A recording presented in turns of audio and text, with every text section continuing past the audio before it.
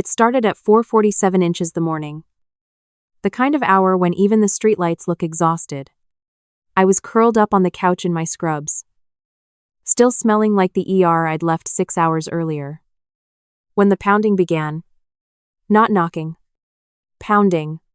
Like someone had decided my front door was an inconvenience they could override with enough force. 12 years of trauma medicine teaches your body to wake up violent. I was on my feet before my brain caught up. Heart hammering against my ribs the same way it did during my first code blue at Mass General.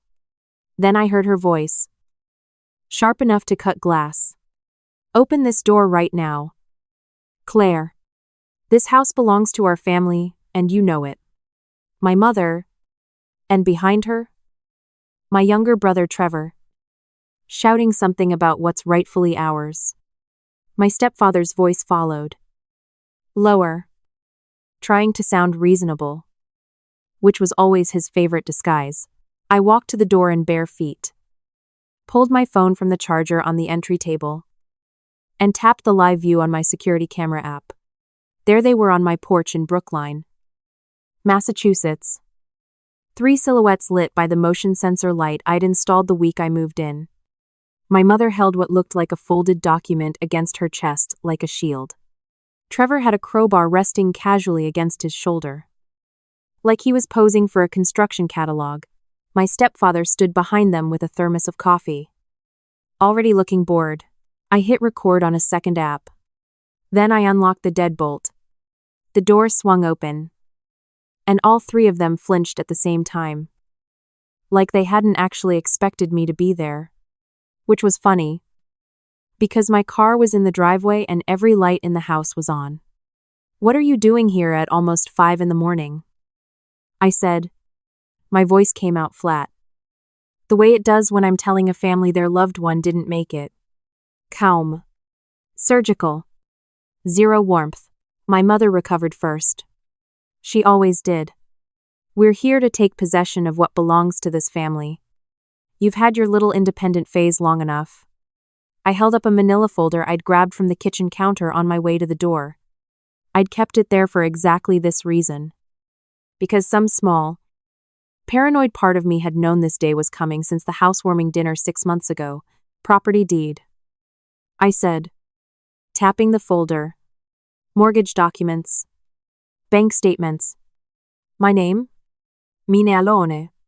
Claire Westbrook. No co-signers. No joint ownership. No family trust. I paid every cent with the salary I earned putting chest tubes in gunshot victims at a level 1 trauma center. Trevor laughed. He actually laughed. Crowbar still on his shoulder. Yeah. And who paid for your college? Big sister. Who put up with your attitude all through med school? You didn't get here alone. I got here on loans I'm still paying off and a scholarship I earned. I said, you didn't pay for anything. Trevor. You were 12. Mom did. Mom did not. I said. Mom cashed in your dad's life insurance and spent most of it on a timeshare in Aruba. And your first car? I paid for my own tuition. I have the receipts. Literally. My mother's jaw tightened. She tried to pivot. The way she always did when cornered. Like a lawyer who'd lost one argument and was already halfway into the next. We need this house. Claire.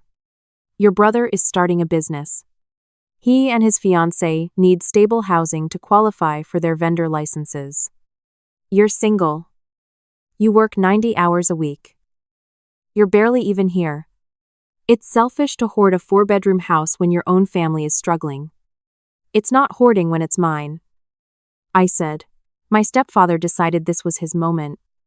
He stepped forward. Voice oily with fake patience. Claire. Come on now. We're not trying to take anything. We just want to sit down and discuss options. Your mother was very clear with you that this was supposed to be a family investment.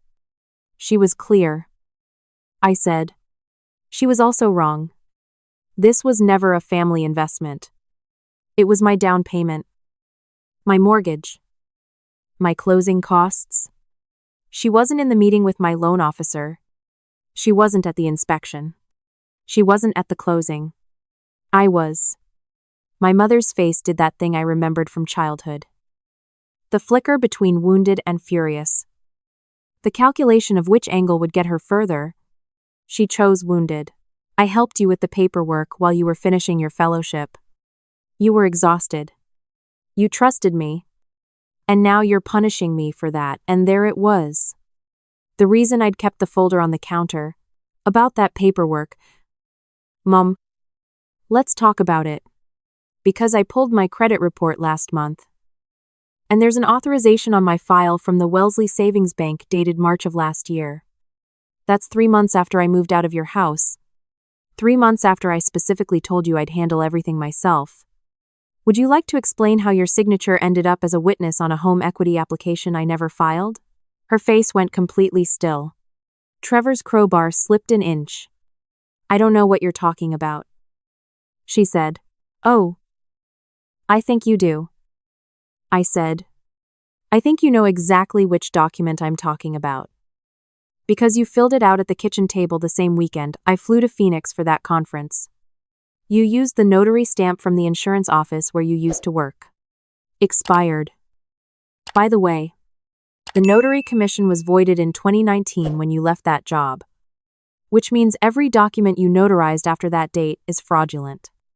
My stepfather took a half step back. It was a small movement. But I caught it. He hadn't known about the notary. Interesting.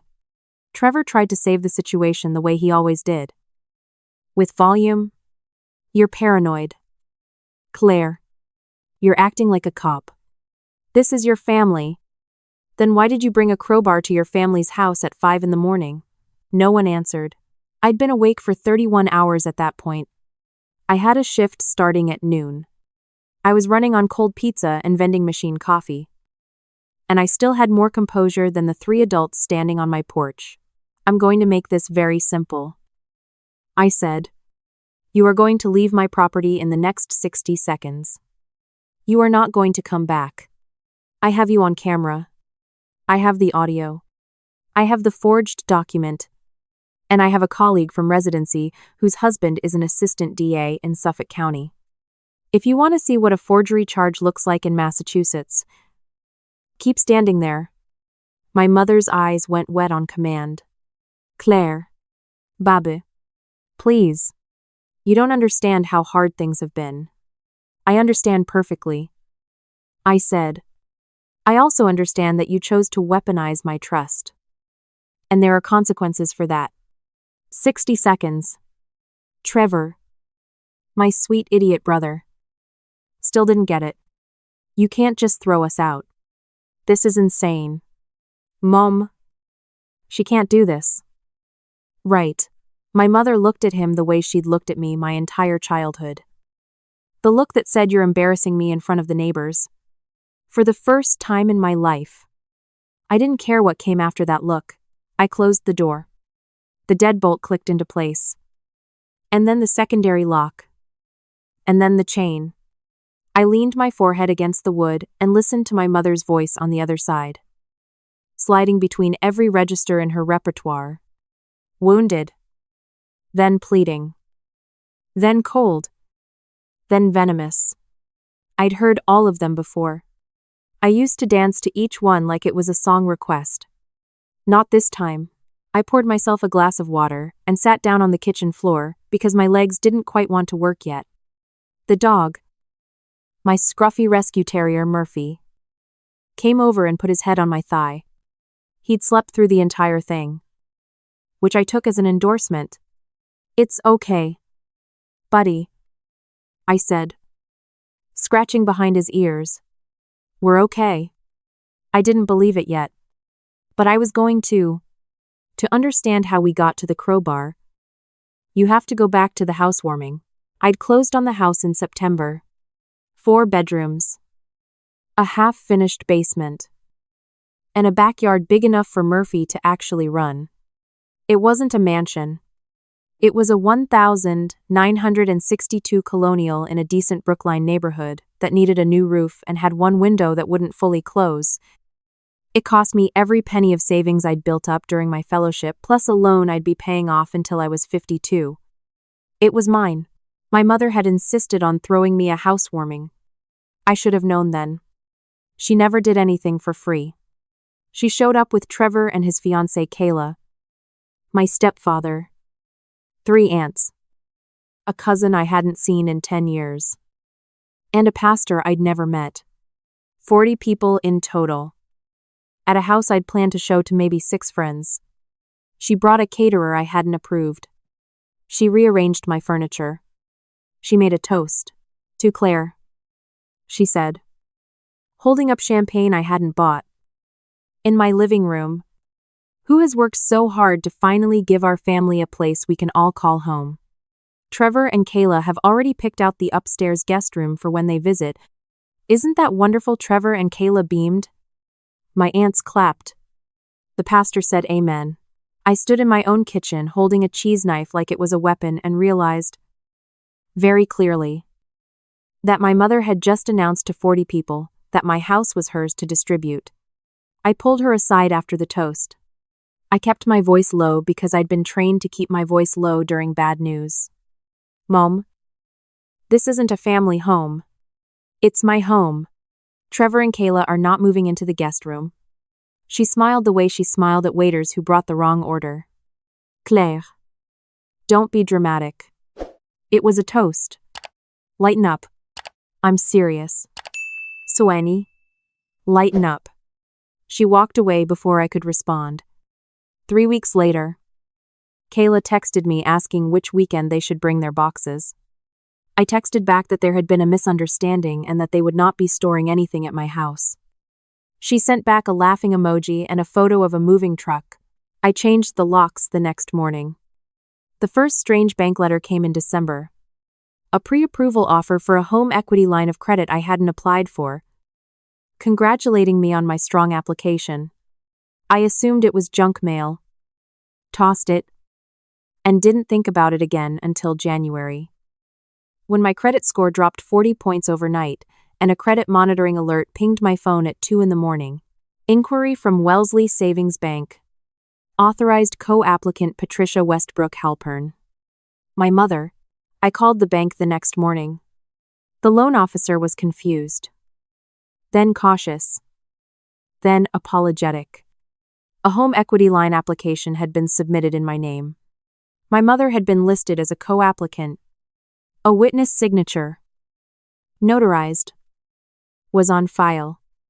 It had been flagged only because the address on the application didn't match the address on my driver's license, and a junior employee had asked for additional verification. Without that, the loan would have gone through. "Mom," the loan officer said, "I need to be clear with you. If that signature isn't yours, this is a federal matter. I can walk you through reporting it." I drove to the bank that afternoon. I got a photocopy of the fraudulent application. My signature was close. Very close. But it wasn't mine. The loop on my Y was wrong. I'm a surgeon. I know my own hand. The notary stamp was Patricia Westbrook Halpern.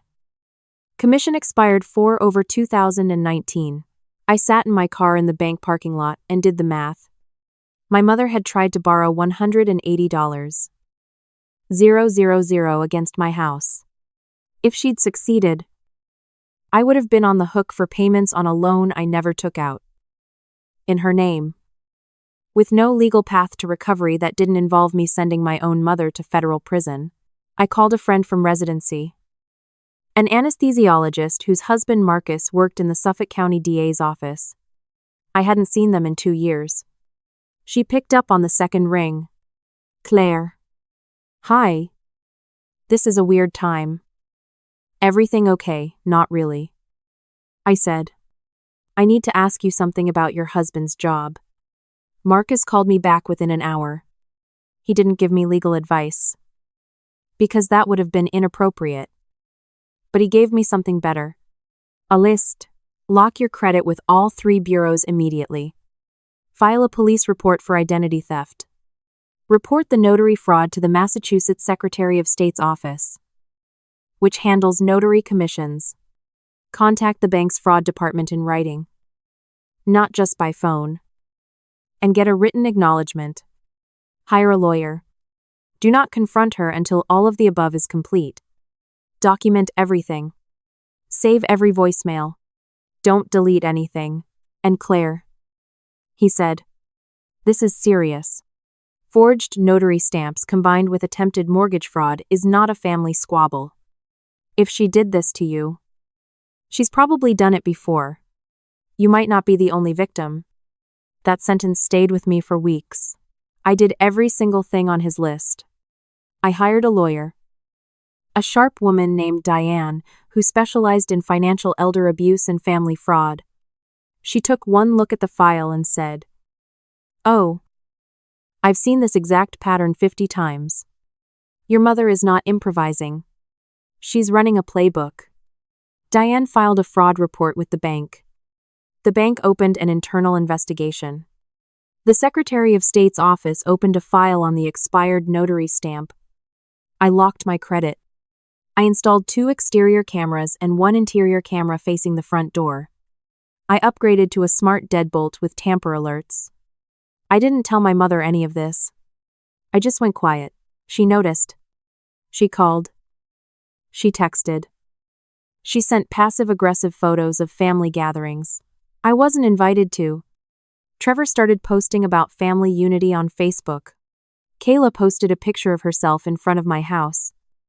Captioned, "Starter home goals. Moving in this spring." She tagged my address. I muted all of them and kept working.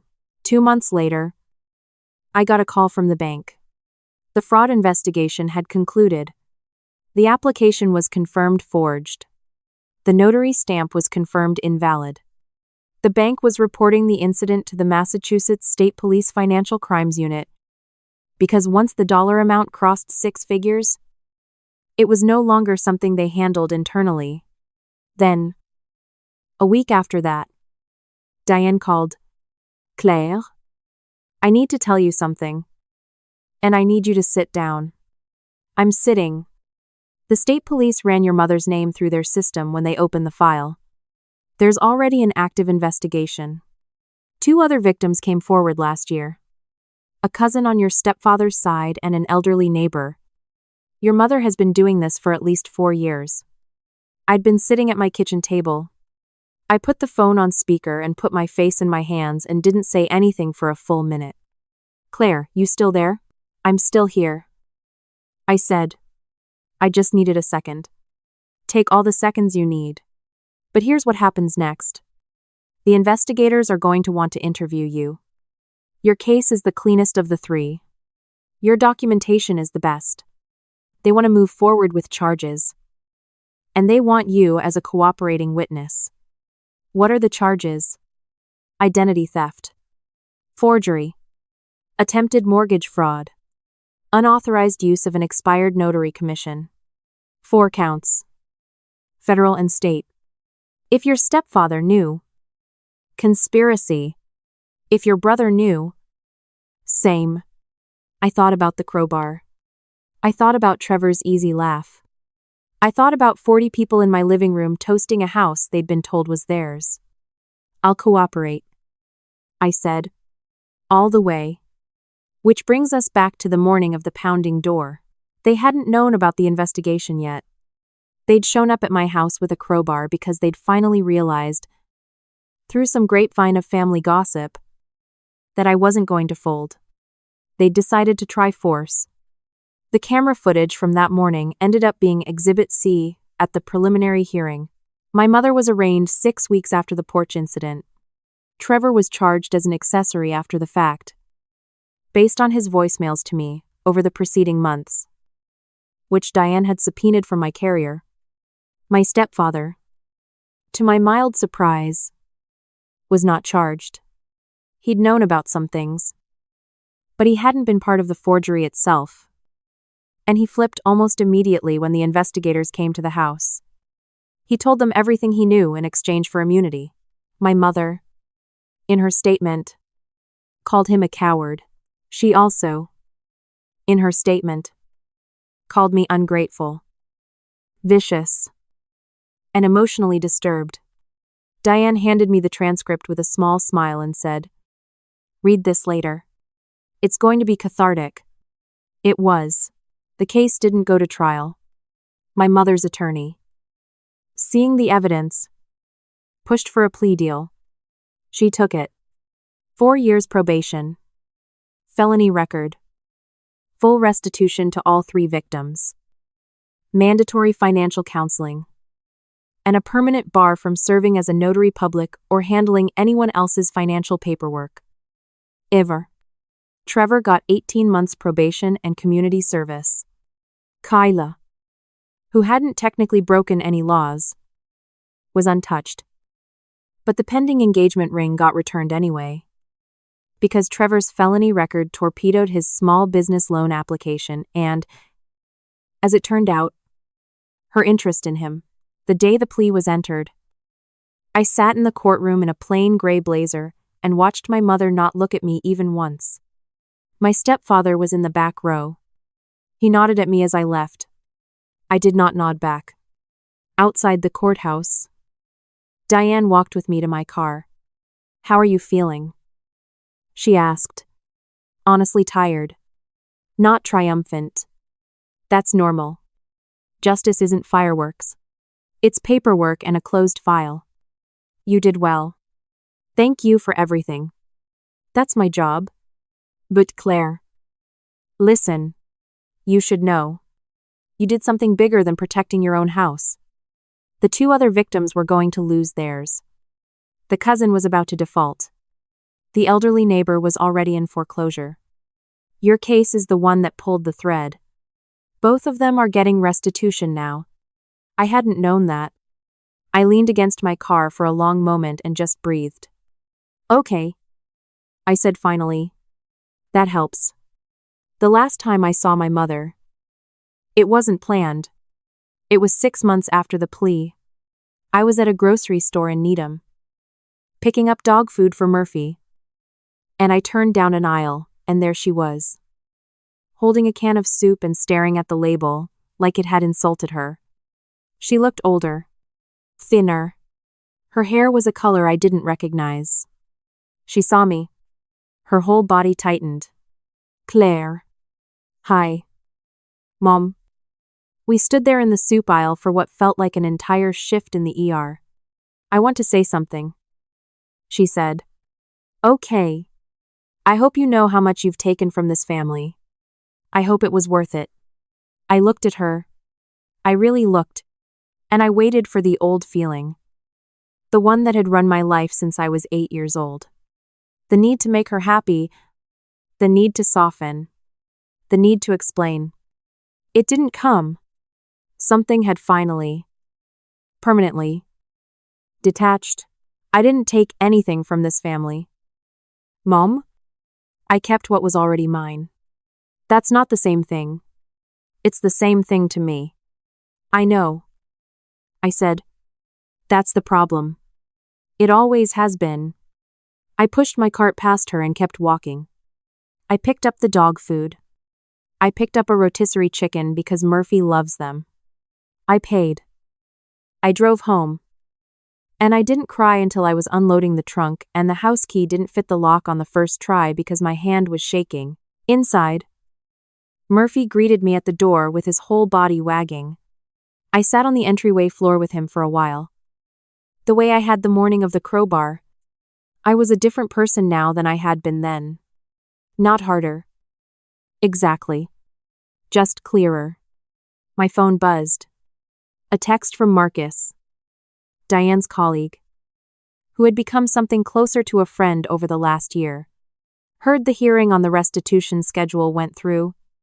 "Congrats, Doc." I typed back. "Thanks. Drinks Friday deal." I stood up. The kitchen window caught the late afternoon light. My house was quiet. My dog was fed. My practice was stable. My credit was locked tight. And no one in my family could reach me unless I let them. I had not stopped being a daughter. I had just stopped being a resource. There was a difference. even if my mother would never see it. I poured myself a glass of water and sat at my kitchen table. The same table where, a year earlier, I had laid out a manila folder and learned what my own family was capable of. I didn't feel vindicated. I didn't feel victorious. I felt the way I felt after a long surgery that had gone right. Exhausted. Steady. Grateful for clean hands. Outside, a cardinal landed on the bird feeder I'd put up in September. Murphy watched it through the window, tail going in slow, considering wags. I watched them both. And for the first time in my adult life, I understood what a home actually was. It wasn't the building. It wasn't the mortgage. It wasn't even the locks. It was the silence you could trust. And that silence, finally, belonged to me.